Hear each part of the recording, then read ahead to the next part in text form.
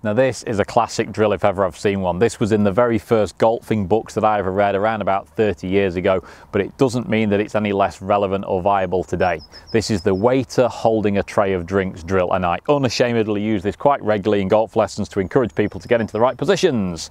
We start off with a 7-iron in a good position here, and as we swing back we get to the top and we stop. And at this position I take my lead hand and the golf club away, I leave my trail hand there. And I get the feeling here like I'm a waiter holding a tray of drinks.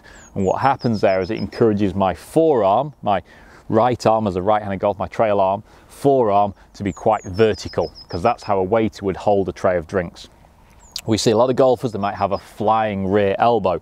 So the flying rear elbow does this, gets too high, and I say to them, right, you're a waiter, you're carrying a tray of drinks, what's happened to the drinks?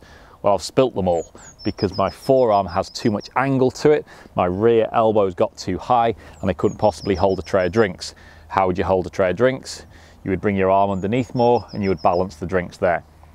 Now the one caveat that comes with this exercise is you can't stand up with your body. I see a lot of golfers that when we get them into this position and say, okay, the drinks are going to fall over, how would you change that to keep the drinks stable?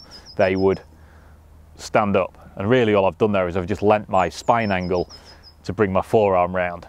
So we don't want to change the spine angle, we want to bring the forearm round. And you know what, it takes a bit of flexibility. If you get to this position and you're struggling with your shoulder rotation flexibility, you might struggle to bring that tray of drinks underneath to balance them. But a bit of work on that shoulder mobility should encourage you to hold your tray of drinks and then bring the club down nicely to the impact area.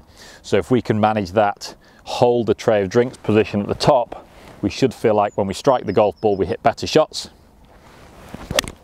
because we're using the old classic hold the tray of drinks drill to get your right arm or your rear arm in a much better position.